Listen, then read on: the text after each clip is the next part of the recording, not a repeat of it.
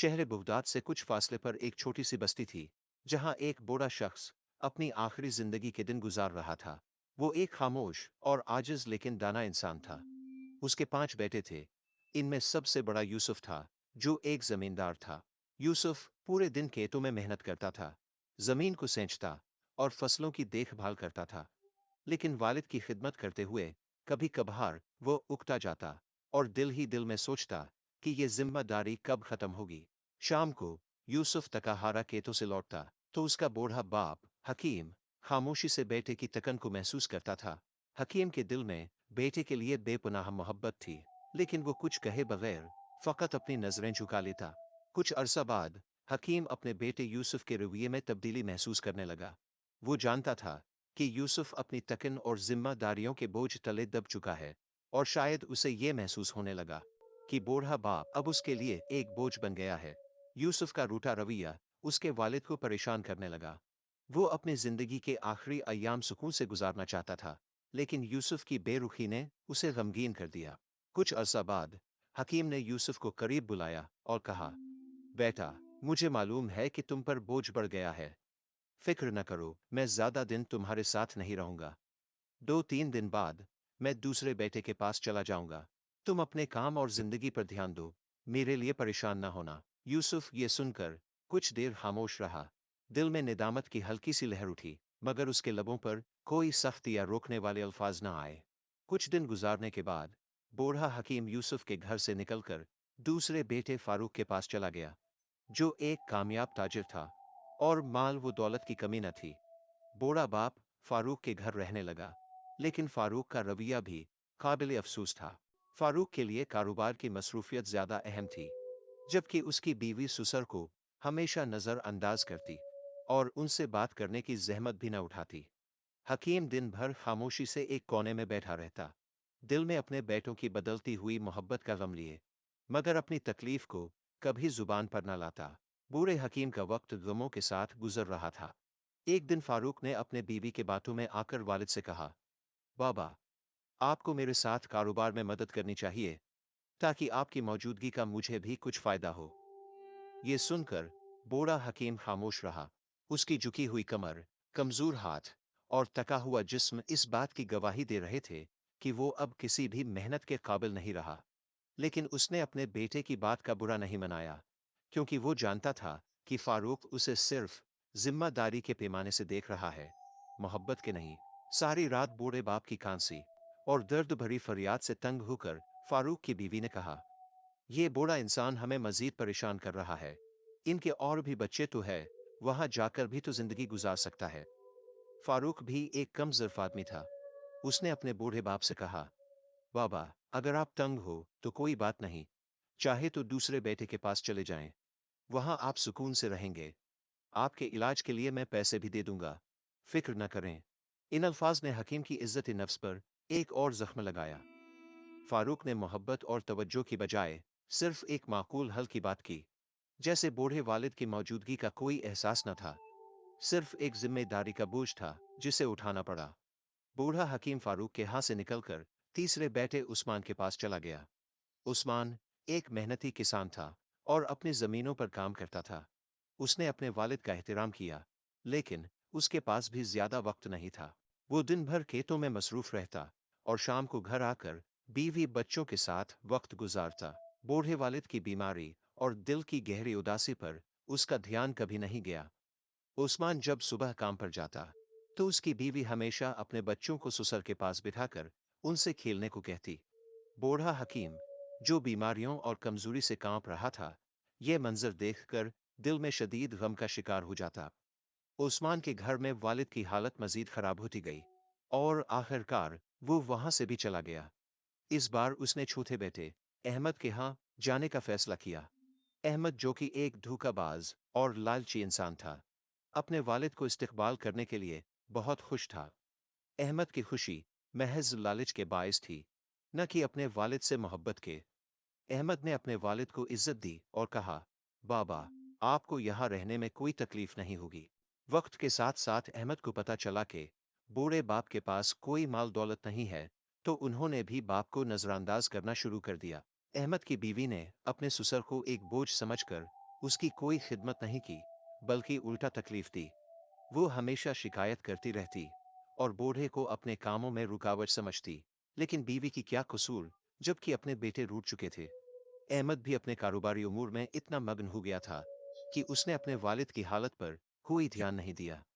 इस दौरान बूढ़े की सेहत और जिस्मानी हालत तेजी से बिगड़ने लगी। आखिरकार एक दिन अहमद ने भी जवाब दे दिया और कहा, बाबा तुम यहाँ नहीं रह सकते। मेरे पास इतना वक्त नहीं है कि तुम्हें हर वक्त देखूं। तुम्हें कहीं और जाना होगा। इसके बेदर्द अल्फाज पर बूढ़े हकीम ने दिल बर्दाश्ता होकर आखिरी बेटे अब्दुल्ला के यहाँ जाने का फैसला किया। अब्दुल्ला हकीम का सबसे छोटा और कम उम्र बेटा था, जो एक गरीब और मेहनती शख्स था। दिहाड़ी लगाकर जो पैसे कमाता, इन पैसों से वो अपने बाप के लिए दवाइयाँ खरीदता और अपने घर का खर्च चलाने की कोशिश करता। उसकी बीवी भी काफी ईमानदार थी, अपने ससुर का दिल से ख्याल रखती थी। वो उनकी बीमारी और बुढ़ापे को समझती थी और हमेशा माँ बाप की तरह उनकी खिदमत में लगी रहती थी। बूढ़े हकीम ने जब अब्दुल्ला और उसकी बीवी की मोहब्बत और एहतराम देखा, तो दिल ही दिल में खुश हुआ और बहुत दुआएं देने लगा। वक्त गुजरता गया और हकीम अपने छोटे बेटे के घर में खुशी खुशी जिंदगी गुजारने लगा। उसकी जिंदगी में सुकून और मोहब्बत वापस आई और वो इस बात पर शुक्रगुजार था कि आखिरकार उसे वो इज्जत मिला जिसका वो हमेशा से हकदार था। बिलाखिर हकीम की जिंदगी के आखिरी अय्याम शुरू हो गए और वो शदीद बीमार पड़ गया। अब्दुल्ला अपने बाप की हालत देखकर बेहद गमगीन होता और अक्सर रो पड़ता, क्योंकि वो अपने वालिद को एक बोझ नहीं, बल्कि हकीकी मानों में बाप के रुतबे से देखता था। उसके दिल में वालिद की इज्जत और मोहब्बत का समंदर था और वो हर मुमकिन कोशिश करता कि अपने वालिद की खिदमत में कोई कमी न रह जाए। अब्दुल्ला के आंसू और उसकी फिक्र वालिद की जिंदगी के उन आखिरी दिनों में उसके लिए एक तसल्ली और सुकून का बायस बने।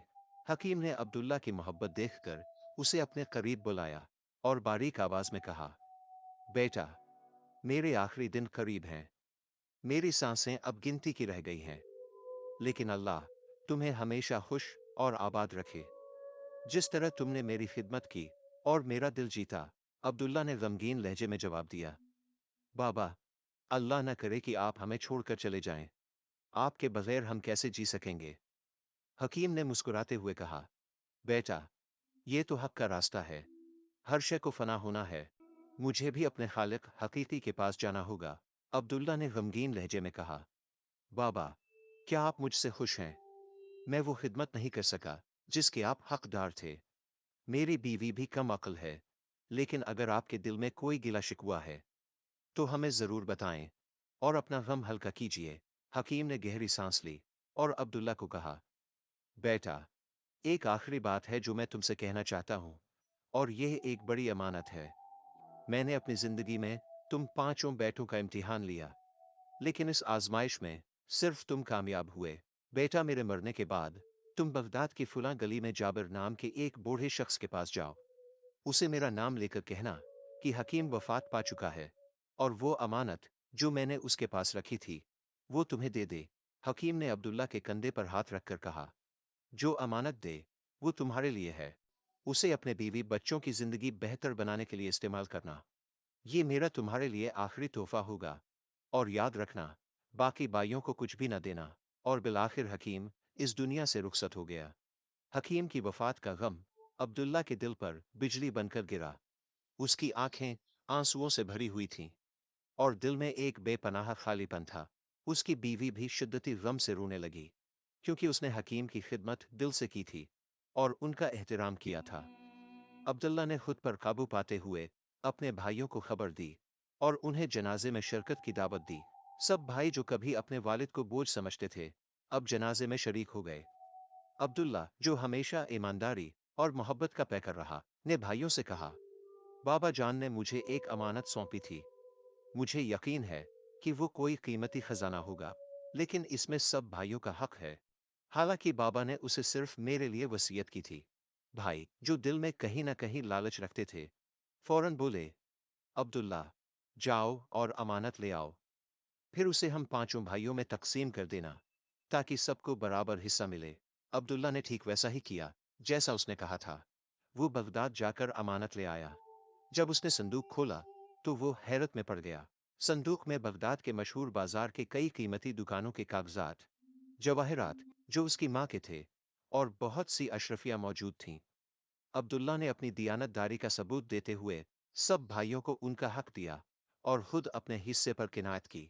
जिंदगी एक बार फिर बाप के साए के बगैर चलने लगी, लेकिन वक्त ने जल्द ही अपनी हकीकत दिखा दी।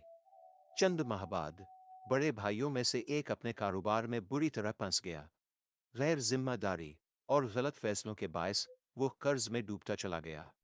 हालात इस कदर खराब हो गए कि उसे अपना घर तक बेचना पड़ा। दूसरा भाई, जो कभी ऐश व इशरत की जिंदगी गुजारने का आदी था, एक दिन चोरी में मुलविस पाया गया। काजी ने उसे जेल भेजने का हुक्म दे दिया और उसकी जिंदगी की सारी साख तबाह हो गई। बाकी भाई भी सोने को हाथ लगाता तो मिट्टी बन जाता। ये सब नाकामियों को एक जवाब था, बाप की बद्दुआ। दूसरी तरफ अब्दुल्ला ने अपनी मेहनत से बगदाद में कारोबार शुरू कर दिया। वो कोफे से उम्दा कपड़ा खरीद कर बगदाद के बाजार में बेचता और वक्त के साथ काफी मुनाफा कमाने लगा। उसकी ईमानदारी, बाप की दुआ और मुस्तकिल मेहनत ने उसे तरक्की की राह पर डाल दिया। यहाँ तक कि वो अपने बाकी भाइयों की फिरूख्त करदा दुकानें खरीदने लगा और आहिस्ता आहिस्ता पूरे बाजार का वाहिद मालिक बन गया। जो भाई कभी खुद को दौलतमंद समझते थे, अब वक्त के मारे हुए अब्दुल्ला के दर पर सवाल करने आ गए। अब्दुल्ला, जो एक रहम दिल और मुशफिक इंसान था, उनकी मदद करता और उन्हें खाली हाथ वापस न जाने देता। उसका ये रवैया उसके वालिद की सिखाई हुई अखलाकियात का अक्खास था। फिर वो दिन आया जब अब्दुल्ला ने बगदाद के तरक्की याफ्ता इलाके में एक बड़ा घर खरीदा और अपनी बीवी और बच्चों के साथ एक खुशहाल जिंदगी गुजारने लगा। वो जिंदगी के उस मोड़ पर भी अपने वालिद की दुआओं और तालीमात को नहीं भूला। एक दिन वो अपने वालिद की कब्र पर फातिहा पढ़ने गया। कब्र के सामने खड़े होकर उसने कहा, बाबा, आपकी दुआओं ने मुझे बगदाद का अमीर बना दिया, लेकिन आपके साए की महरूमी ने मुझे गमगीन कर दिया। अल्लाह ताला आपको जन्नत में आला मकाम अता फरमाए। मुअज़्ज़ज़ दोस्तों, इस कहानी से हमें 3 कीमती असबाक मिलते हैं।